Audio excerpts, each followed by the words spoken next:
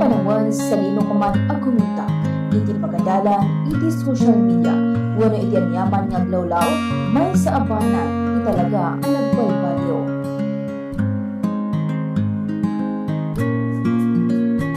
Daytoy kati ad-adda apanagado, dagiti agtubo a Pilipino, amaw-awis iti K-pop kan anime.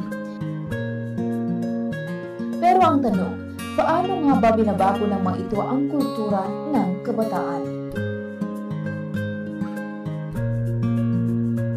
Ang K-pop o Korean pop music ay hindi lamang simpleng musika, isa na itong lifestyle.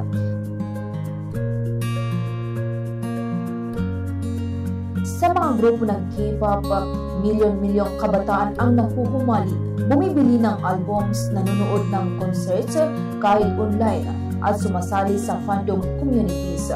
Malakas ritreta ang tultuli matlaang ang mabigbig ti anime Manipod Japan. Agturong ka iti Session Road nagdumakawas kay Japanese style ti tultuladen, dagiti agtutubo at ang tagiragsakan mo ti publiko. At daan dagto iti positive effect no sa lino mas at adda makasurusuro lagi ti agtutubo.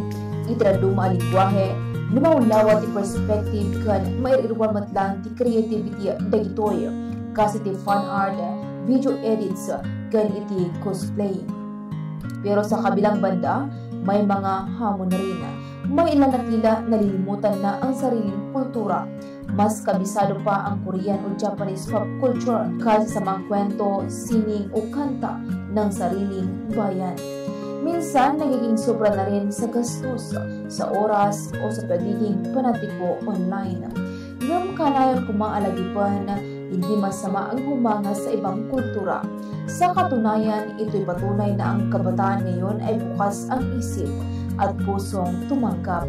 Ang mahalaga lang, habang iniidolo natin ang mga opa at anime characters, huwag sana nating kalimutan ang ating sariling ugat. Dahil ang tunay na tagahanga ng sining ay marunong ding magmahal sa sariling kultura. Binsapay mga kubombo, raytoy ti lagi pantayo, asaan tayo kumangalipatan dagit impatawid, dagit ninono tayo ang kultura ken tradisyon iti pamilyan ang Pilipinas. Kat day tagarod mga kabombo ti culture segment tayo itangal daw. Bombo Rose Maribel sa Ulangawan in this is Bombo Radio Philippines, the number one and most trusted source of news and information.